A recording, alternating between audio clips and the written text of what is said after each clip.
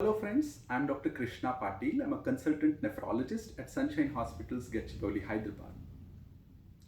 Today I'm going to discuss a very important topic, that is reversing type 2 diabetes, whether it's a fad, a popularity gimmick, or is there a scientific basis or evidence. So let's look at the scientific evidence of type 2 diabetes today, or reversing type 2 diabetes today. In last 1 year, we have seen the scientific community working hard in fast tracking of the COVID-19 vaccine. The vaccines used to take a decade to come into market, but in last 1 year, when the whole world was plagued by this pandemic, we aggressively went behind it and got the vaccine. The same aggression has to be applied in dealing with this pandemic of diabetes and obesity. We need to fast track the knowledge or the understanding of type 2 diabetes and how we deal with it to prevent and reverse type 2 diabetes. As you all know, type 2 diabetes is a disease of insulin resistance. This picture clearly tells the role of insulin in type 2 diabetes. This is a patient with type 1 diabetes where it is insulin deficient state. The body is unable to produce insulin, and insulin is a nutrient storing hormone, and devoid of insulin, a person wastes away.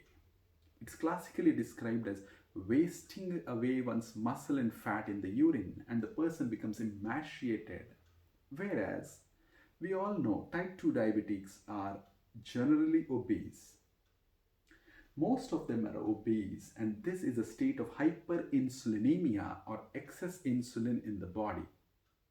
So, insulin is the key hormone governing our weight or obesity, and devoid of it, a person gets emaciated, and excess of it causes obesity. So, despite of other hormones like cortisol, which cause insulin resistance also, and stress plays a significant role in causing increased cortisol exposure to the cells, causing insulin resistance. That's another mechanism for insulin resistance. But the biggest player here is insulin itself, causing insulin resistance and obesity. Let's look at some studies of diabetes prevention. So there have been multiple studies looking at how to prevent diabetes, and the most popular amongst them are the Finnish Diabetes Prevention Study and the Diabetes Prevention Program, which had over 500 and over 3,000 individuals enrolled in the age group of 50 and 55, and they were clearly obese with a BMI of over 30. And the intervention was either lifestyle modification or metformin, and there were three groups here: lifestyle modification, metformin, and placebo. And the study was a 3 year duration study, and it was seen that those who lost 3.5 kilos of weight, 11% of them became diabetic, whereas those who did not lose weight, 23% were diabetic. So a 50% reduction in the prevalence of diabetes, incidence of diabetes, because of weight loss. And in this study, with the 5 kilo weight loss, 14% progressing to diabetes and 29 progressing in those who did not lose weight. And in metformin group, it was 22%. So clearly, lifestyle modification or weight loss can prevent the onset of diabetes, and 50% of them can be prevented from going to diabetes by just 3 to 5 kilos of weight loss. So weight has something to do with diabetes. It's the most important factor which causes type 2 diabetes. So looking at the bariatric surgery results in last decade, the thought about reversing type 2 diabetes has started to gain momentum, because we have been seeing reversal of type 2 diabetes with bariatric surgeries. In this study, this was a meta-analysis of over 600 studies with over 1.35 lakh population, who underwent bariatric surgery and lost around 30 kgs of weight. And what was seen that 80% of these who lost significant weight after bariatric surgery had a reversal of type 2 diabetes. They were diabetic for a long time, and 80% of them could reverse their diabetes because of weight loss after bariatric surgery. And they did not just become off all the diabetes medication, but it was sustained diabetes reversal beyond 2 years. Not all bariatric surgeries had this benefit. It were the sleeve gastrectomy and the Roux-en-Y gastric bypass. These two surgeries offered the maximum benefit of diabetes reversal. The point here is diabetes is not irreversible. Bariatric surgeries have proved that diabetes can be reversed, and if bariatric surgery can do that, why not intensive dietary management and lifestyle modification can do it? And we probably are failing somewhere in dealing with this diabetes pandemic. Our approach probably needs to be changed. This study, which was recently published in December 2020 in NEJM, looking at the solving the population-wide obesity problem, it's clearly mentioned, the headline was, since mid-1970s, the obesity has tripled. The incidence, the prevalence of obesity has gone threefold up after 1970s. And diabetes is not just associated with obesity is not just associated with diabetes, it's linked with cancers as well. 40% of the uterine cancers, 10% of gallbladder, kidney, liver and colon cancers are due to diabetes. 40% of cardiac events or heart attacks are because of diabetes. And most of the cases of type 2 diabetes are because of diabetes. In the US population, 42% of adults are obese.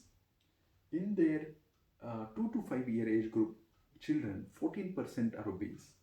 And 6 to 19 age group children, 20% are obese. In our own observation, I was a part of a study in Calcutta where we screened around 10,000 urban school children for obesity, hypertension and urinary abnormalities, and we found 20% of our Indian urban school children are overweight or obese, and around 3 to 4% are hypertensive. So we are sitting on a huge ticking time bomb of pandemic of obesity and diabetes. And if we don't act now in preventing obesity and diabetes, we need to modify our strategies. We clearly are missing out on something. If we look at the timeline, this was again published in the same article in NEJM, where it looked at the timeline. The nutritional guidelines started to come in 1970s in US and globally. This is the time where the food market, the food industry was growing, and the processed foods have occupied all the grocery shops and malls. And we are being promoted the processed foods. And the nutritional guidelines also started looking at the atherosclerosis, the fat deposition in the arteries, and demonizing the fat, that we should reduce the fat, the caloric intake from fat to less than 20% and increase our caloric intake from carbohydrates instead to around 60 to 65%. This is the timeline when this change in nutritional guidelines came in. And if you see, after 1970s and 80s, the obesity pandemic has progressively exponentially worsened. And in US, where in 1960s, 70s and early 80s, the adult population had 15% obesity, now it has reached 40% of adults being obese. So clearly, we are probably not giving correct advice, and our advice is probably biased by the food industry. Our focus has been long time on hyperglycemia management. Last 4 to 5 decades, we have done great advancement in managing the fasting post-lunch glucose levels and HbA1c with a wide range of drugs available the oral hypoglycemic agents and the wide range of insulins available, but we have failed in preventing mortality, giving mortality benefits, preventing kidney disease, preventing obesity, preventing heart disease. And we need to look into whether it's only the hyperglycemia management or the insulin resistance which goes on progressively worsening needs to be managed. Our mindset has to change. The 19th and 20th century mindset was of treating with medicines, curing with medicines. Those were the centuries where infections were the primary cause of death and antibiotics came in as saviors, and people started looking at doctors as saviors, those who give medicines, and the doctor's mindset was patient comes, you give medicine and cure them. But the same mindset has been applied to these lifestyle disorders. And these lifestyle disorders, we have been treating them with medication after medication, but have not been focusing or devoting our time on counseling about intensive dietary management and lifestyle modification. And these are the diseases of lifestyle and diet, and have to be dealt with these interventions rather than medicines. And that's the reason why we have been miserably failing, despite of so much scientific advancement that we have reached moon, but we have not been able to manage diabetes and obesity for last 5 decades. So our focus has been on hyperglycemia. Yes, glucose control is important because the more the glucose in the blood, the advanced glycation end products, the glycation of the cellular level, causing the cell injury and preventing that hyperglycemia related cell injury is important, but not at the expense of worsening the insulin resistance and hyperinsulinemia. And hyperinsulinemia, the insulin is the fat storing hormone, which is the key in causing the fatty liver, the atherosclerosis, obesity, fatty kidney disease, as we now understand as fat deposition in the kidneys, causing progression of this chronic diabetic kidney disease. And so hyperinsulinemia is the most neglected aspect of our diabetes management, which needs attention. And this has now been addressed in the new guidelines from ADA, where they not look at the hyperglycemia, but the insulin resistance and hyperinsulinemia as the cause for the atherosclerotic cardiovascular disease and heart failure, and the organ injuries like micro and macrovascular complications from diabetes. And if you look at these guidelines from ADA 2020, first line therapy is still metformin and comprehensive lifestyle, including weight management. That continues to be the first line therapy, metformin. And what are being preferred are the SGLT2 inhibitors and the GLP-1 analogs, which promote weight loss. Drugs which cause weight gain do not give mortality benefit, do not prevent cardiovascular events, and the drugs which are reducing weight, like the SGLT2 inhibitors and GLP-1 analogs, they are the drugs which are pushing the glucose out of the body through urine, like SGLT2 inhibitors, or preventing glucose entry into the body, like the GLP-1 analogs, causing anorexia or decreasing appetite, and metformin, which decreases the production of glucose in the body by preventing gluconeogenesis. So insulin just pushes the glucose inside the cells and inside the liver as glycogen and converts the excess into fat. So it is storing the glucose and not eliminating glucose from the system. So fasting can be a key or the most potent medicine by reducing glucose input into the body and preventing cardiovascular events, like the GLP-1 analogs and the SGLT2 inhibitors are giving cardiovascular benefits. The same way, fasting could be a potent intervention. Let's look at what is the cause of this obesity and insulin resistance. For a long time, we have been thinking that obesity is the cause of insulin resistance, and insulin resistance leads to hyperinsulinemia. But now we have started thinking the other way around. It's probably the hyperinsulinemia which drives insulin resistance and obesity. And why do we think so? This is a reinforcing cycle of resistance.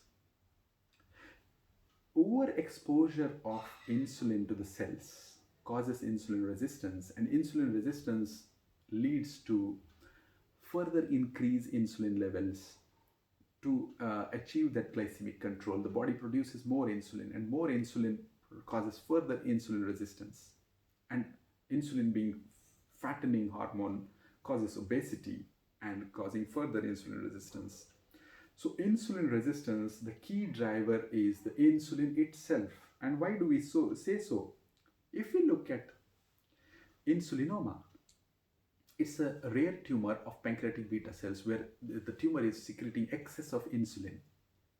And if you look, these patients just don't die with seizures from hypoglycemia, because body has a protective mechanism. When body is producing excess insulin, the insulin resistance also progressively increases. As the insulin levels go up, the insulin resistance also worsens.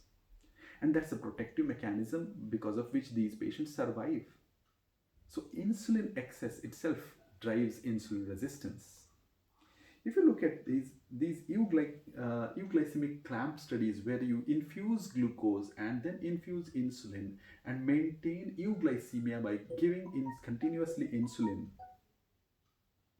when the euglycemia is maintained, if you see over the 6-hour period, the insulin requirement progressively goes up. There is a 15 to 20% increase in insulin resistance because of the persistent insulinemia. The to maintain that glycemic control, if you keep on giving insulin, the cells become more and more insulin resistant. So 15 to 20% insulin resistance was observed within 6 hours of continuously giving insulin. So insulin is the key driver for insulin resistance.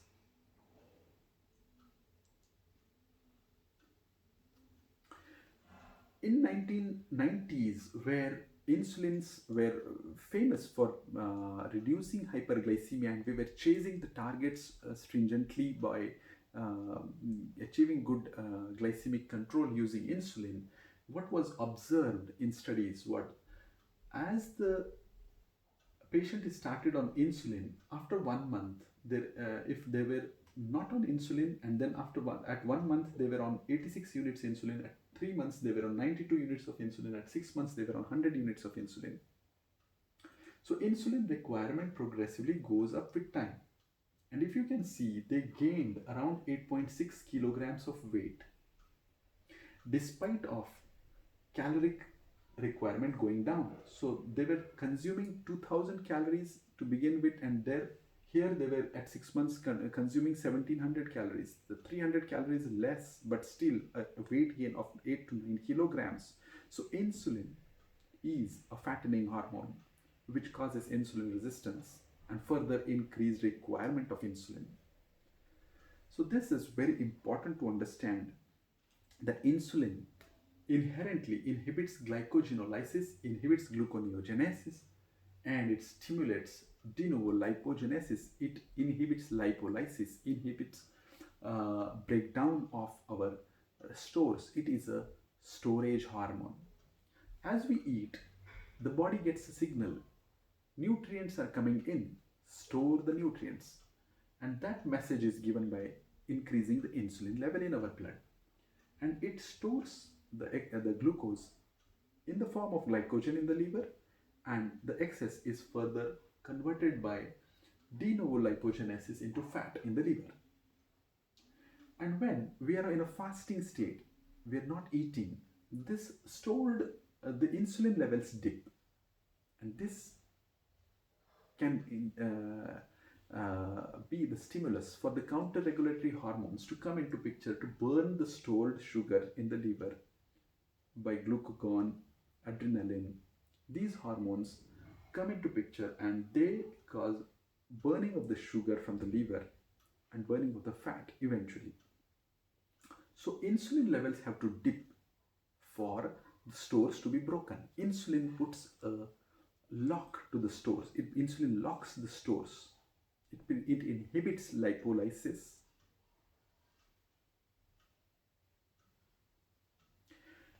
If you look at how our body deals with the different nutrients, if you look at the carbohydrates, when they are absorbed through our intestines, they go to the liver. The proteins, when they are absorbed through our intestines, they go to the liver.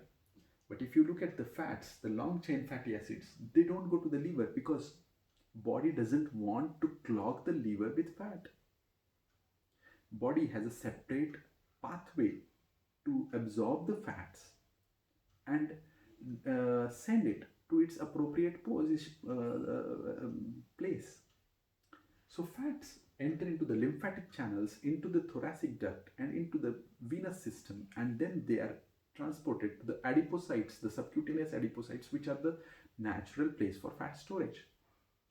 And uh, muscles, the resting muscles, the preferred energy or the fuel is the fatty acids, and they are sent to those sites where they are preferably needed. Whereas the excess carbohydrates that we consume, which go to the liver, are converted there into glycogen with the help of insulin. And the excess carbohydrates, which cannot be stored as glycogen, are stored by de novo lipogenesis into ectopic sites like liver. The central obesity, the visceral adiposity, is because of the hyperinsulinemia, and the atherogenosis is because of hyperinsulinemia, causing ectopic deposition of this fat, dietary carbohydrates, into fats.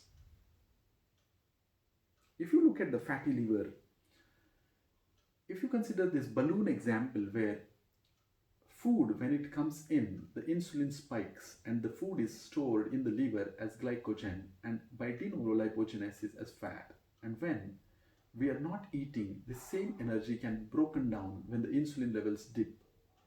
But if there is a persistent hyperinsulinemia, if we keep eating all day round and keep the insulin spiking, we are not giving a chance for this balloon to empty its energy. We are going on continuously feeding this balloon, and that's why this balloon is overinflated. That's fatty liver, because of high insulin continuously keeping us in a storage mode. What happens to such fatty liver people when the insulin levels dip?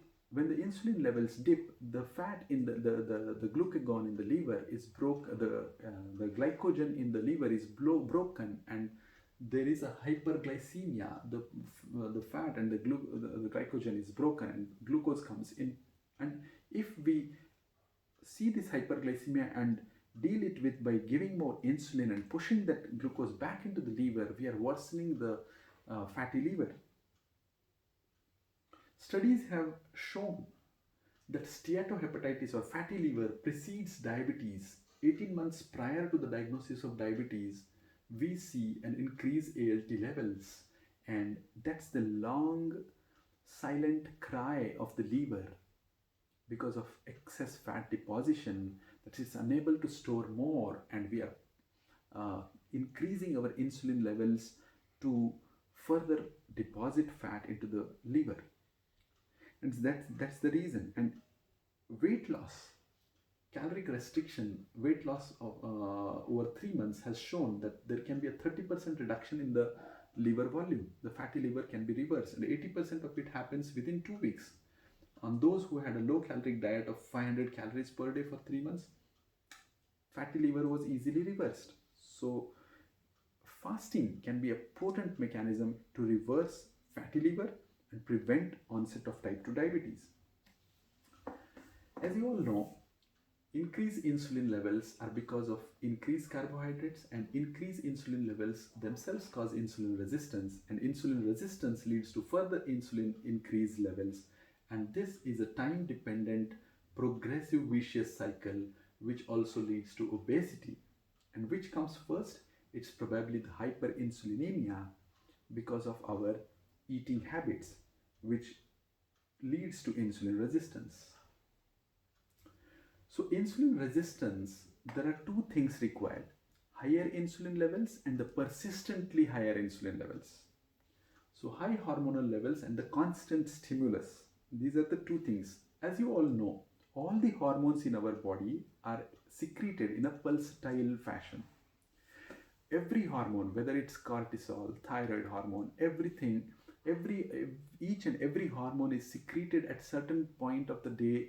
It peaks and certain times it comes down. That's the way, natural way, that the receptors don't get tolerance to that hormone, or don't get resistant to the hormone.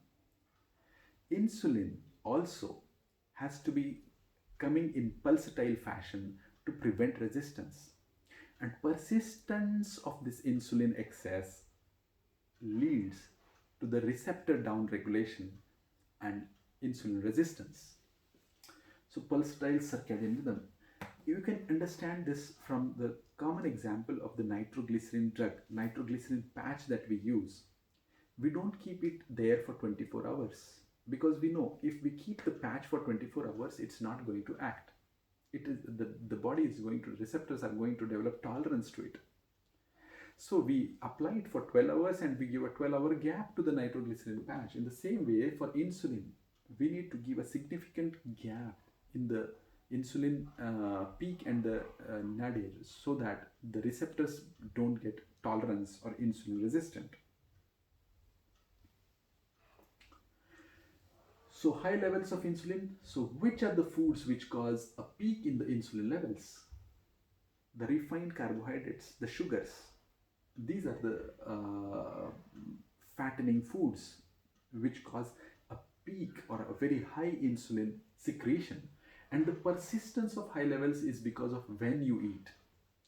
So a lot of time has been spent on what to eat and what not to eat, understanding that. And we all know that a pastry and a broccoli, even if they have same calories, are not equally fattening.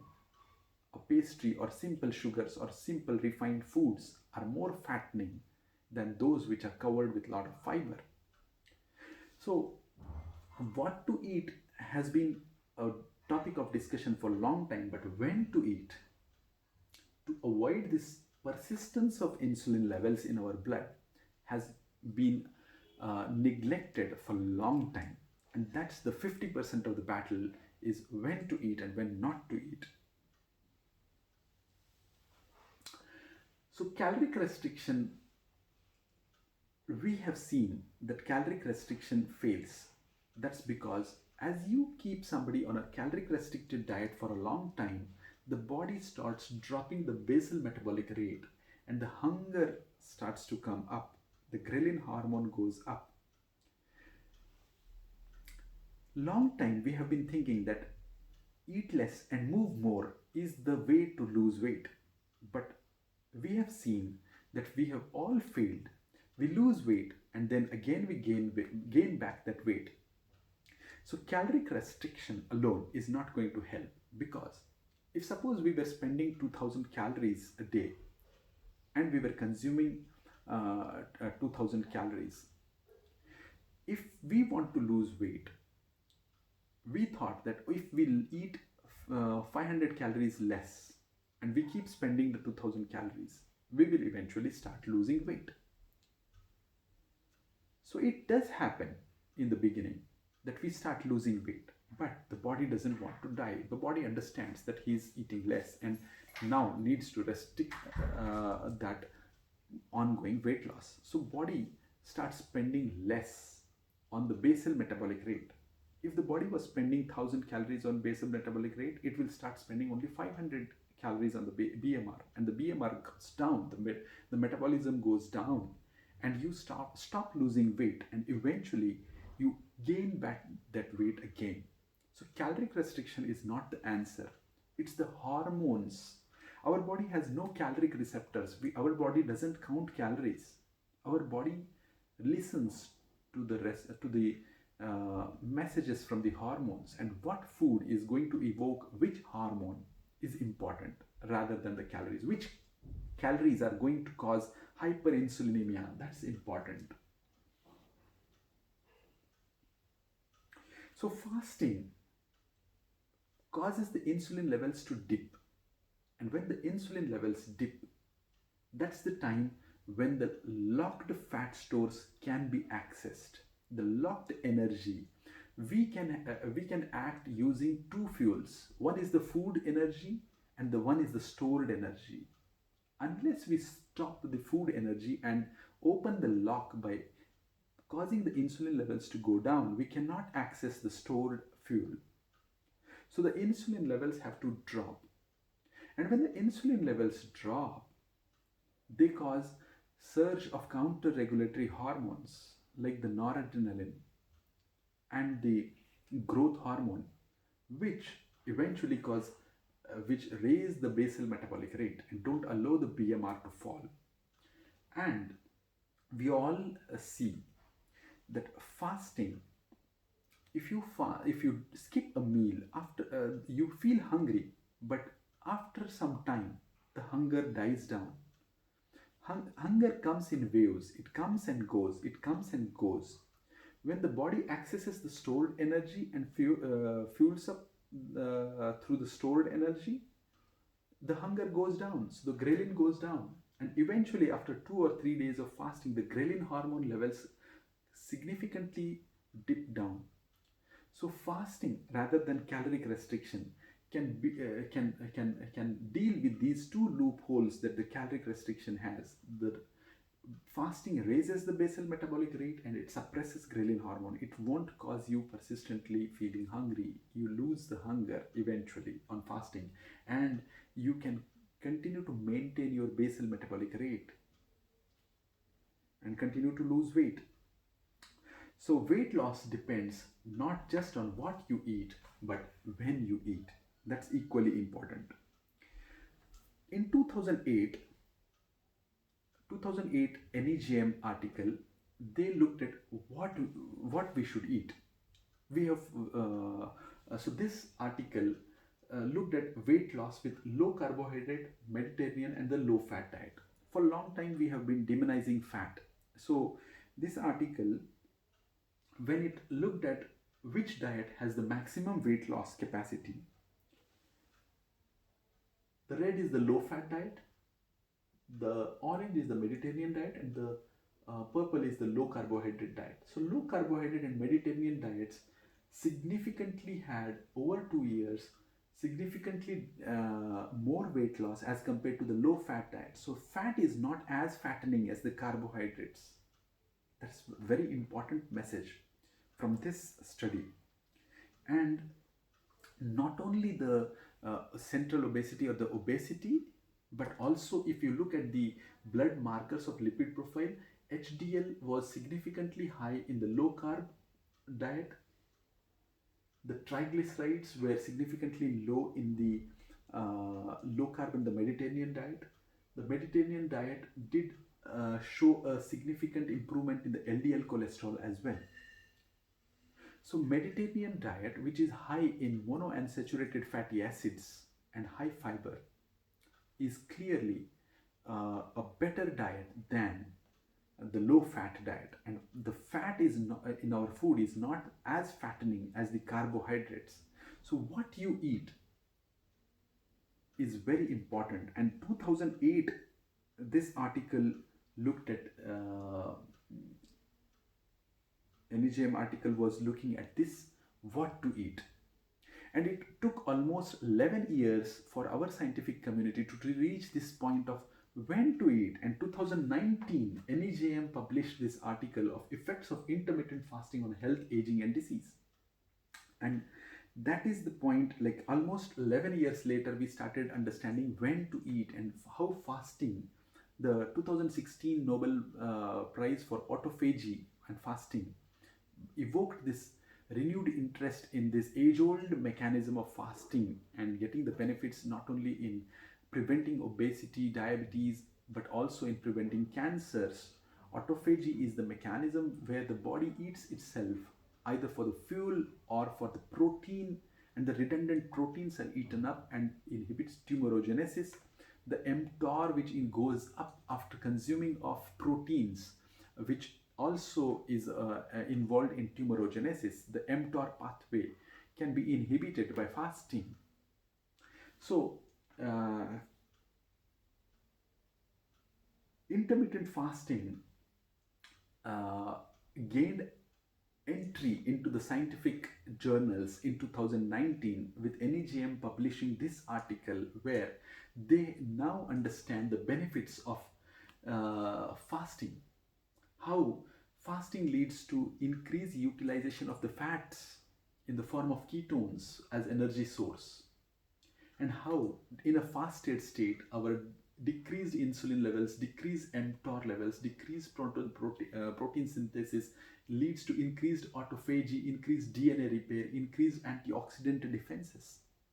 And when after you eat after a prolonged fasted state, the switch from ketone to glucose for the cellular at the cellular level, it causes increased insulin, increased protein synthesis, and the like the bones, they don't just have osteoblastic activity or bone formation. Osteoclastic activity is equally important. The destroying of the old bone with osteoclasts and formation of new bone with osteoblasts. If the osteoclastic activity is not there, it's not a healthy bone. So the muscle breakdown and the muscle repair is the mechanism by which we work against aging. We renew our tissues. So fasting causes growth hormone levels to go up. It increases the brain derived neurotropic factors to go up and prevents Alzheimer's. It prevents muscle breakdown. The growth hormone renews our tissues. So fasting is the most potent time. Like when we sleep, we are in a fasted state. That's the time when the growth hormone goes up and repairs. So repairs can happen most with growth hormone, brain derived neurotropic factors, and that happens when the insulin level goes down. And at the cellular level, in long term adaptation with this switch of fuels, we have seen that increased insulin sensitivity, improved lipid metabolism, improved gut microbiota, reduced abdominal fat, reduced inflammation, and reduced blood pressure. So all these benefits we can achieve with fasting.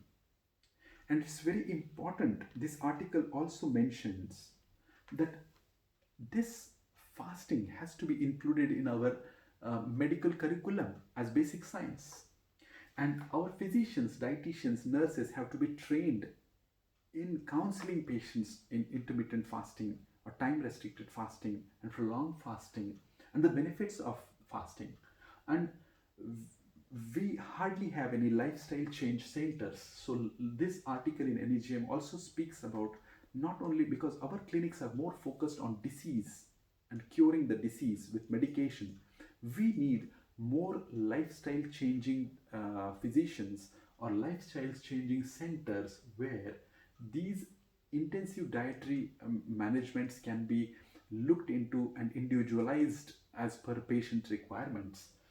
And these are some typical sample prescriptions of intermittent fasting which you can go through the NEJM. But the point is, now the scientific community as well, the NEJM, which is a very reputed journal in peer-reviewed journal in medicine, it also now acknowledges the importance of fasting and reducing insulin levels to gain or reverse type 2 diabetes.